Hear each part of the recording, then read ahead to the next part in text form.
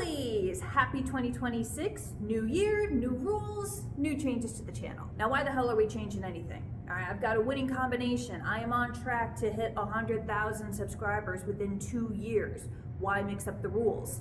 Well, it's because TikTok is being a little bitch. On December 16th, 2025, TikTok quietly changed its monetization policy to the severe detriment of its creators. Instead of making my usual $3,000 to $4,000 a month for the views that I get before taxes, I can now expect about $800 to $900. My view count has not changed. All right, I'm still getting between 1 and 200,000 views every video for the first 24 hours of that video's life. But those are two vastly different paychecks, so... Now, I'm not freaking out or totally panicking because this is not the first time that TikTok has done this. They pulled something similar a few months ago when I was still struggling to package and ship Kickstarter orders and prepping for my book tour, so that was fun. Luckily, they resumed the better method after only about a month and a half, so maybe they'll do that again and things will go back to normal in February?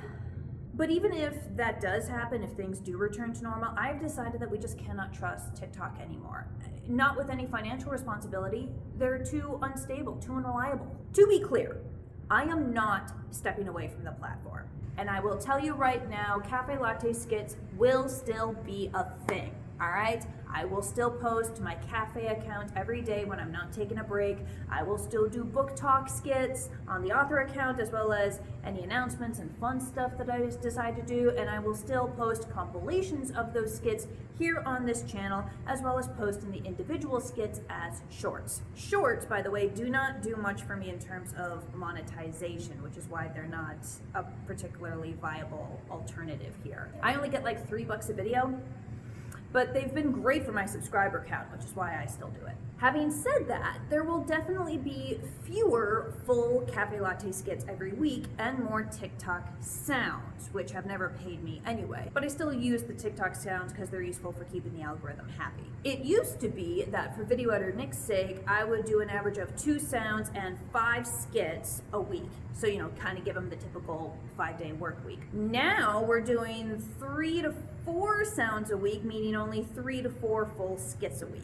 This will give us more time to create more long-form YouTube content because YouTube has been nice and consistent with its payments.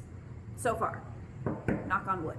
I mean, sure, I could instead seek out more sponsorships or brand deals for my TikTok, turning maybe 1 or 2 skits a week into an ad, and yeah, that would help make up for what TikTok is about to withhold. But I hate doing sponsorships.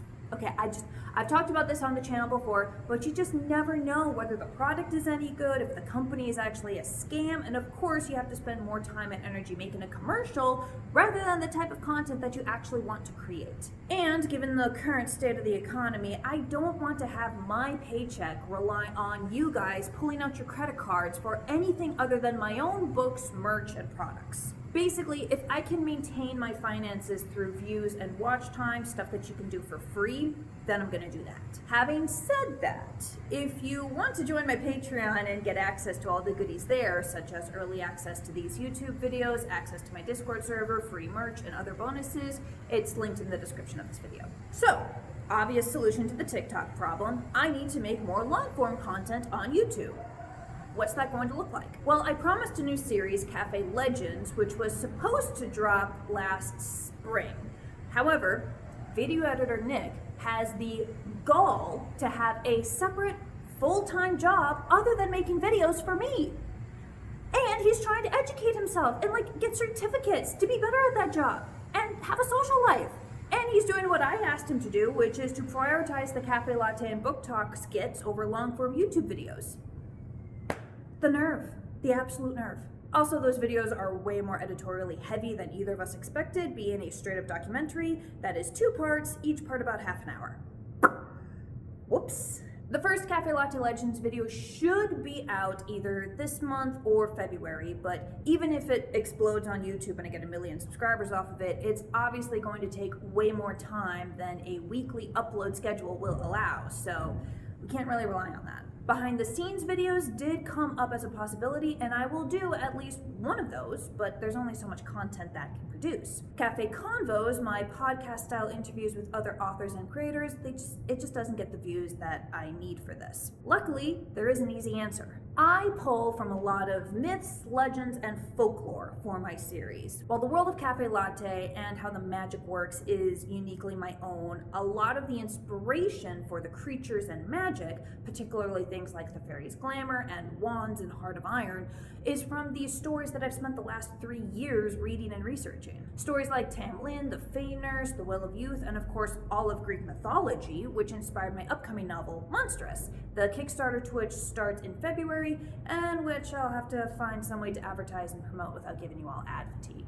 So, I'm going to be doing videos talking about these stories, dressing up as the characters to act them out as I do with the skits, except with a twist. These stories are going to be narrated by and commented on by the CaFae Latte characters themselves. Basically, you'll hear the story of the Well of Youth, but it'll be told by Bob and argued over by JC and Cyrus. Sphinx will probably have the monopoly on Greek and Egyptian mythology, while Nicole jumps in with, I read this version of the story. I'll have to learn some Arabian legends for Husnia and Asif. Patrick gets all the Lakota and maybe even Ojibwe stories that he heard from a friend. You can see just how limitless this is. I need to give a big thank you to the fan W31K31 over on TikTok for giving me this idea.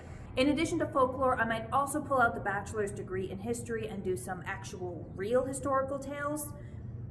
We'll see how it goes. The first one will definitely be a story where this dog avenged the murder of his human by winning a legit, legal, royally sanctioned duel to the death by the French king in medieval Europe. So the plan is to keep the regular weekly Saturday videos, most of them being TikTok compilations, while also doing weekly Monday videos. We'll see how the schedule plays out and whether or not life is actually going to let us do 2 long-form videos a week. Nick and I have to guard our mental health. One of us might go on vacation or get sick. World War III could start. You just never know. So next week will be a behind the scenes video, and then the Monday after that will be the first of what I hope is a long series of CaFae tales, The Well of Youth from Scottish lore. If there's a particular legend, creature, or myth that you want me to talk about, or rather that you want Bob or Husnia or Raythu or Nicole or any of the other characters to talk about, let me know in the comments. Bye, lovelies.